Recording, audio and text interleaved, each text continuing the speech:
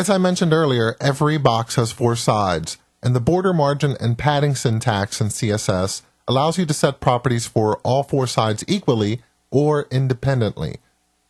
The first line in this rule on the screen is only setting the padding on the left side of all LI elements. The second line in the rule is setting the margin on all 4 sides of the LI element, and it does so by specifying the margin at the top and then working clockwise around the box. So we have top, right, bottom, left. This is a shortcut syntax you can use instead of setting one value with margin-top and one value with margin-right and so forth. The border specification also has a syntax you can use to set the appearance of a border using a single line. It's the width, style, color.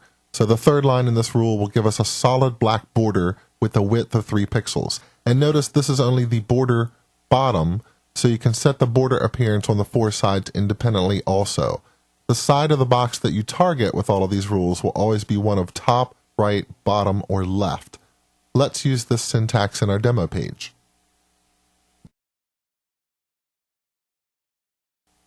Here in the demo page, let's make a few changes. And the first thing I'm going to do is take the background color that's currently assigned to the UL element and assign it as the background color to the body so that we have a nice, consistent light gray background throughout the page. And that's easier on the eyes. And now let me remove the margin and padding so that we can start to work with them. One of the great things about margin and padding is how you can use them to precisely position some of your elements, just by adding a few pixels here and there.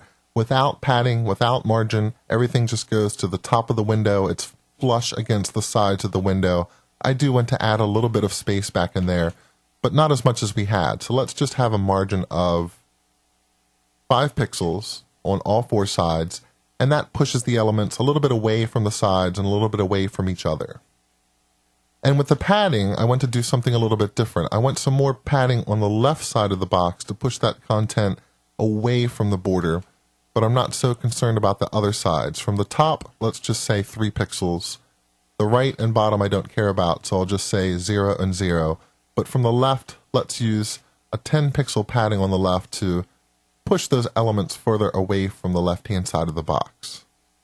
And now let's also try some things with border. So I'm going to use Visual Studio to type into these bottom 3 lines and make them all to apply only to the border bottom, which gives us just that thin black line along the bottom.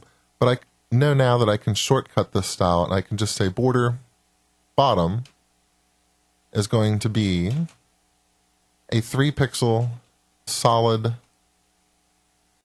black line. So you can specify that as a keyword or RGB values, as we talked about earlier in this course. And when I refresh, I have that solid black line at the bottom of the elements.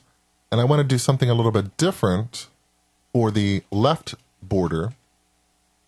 So what we can say is border left is going to be a 10 pixel solid that looks a little more maroon.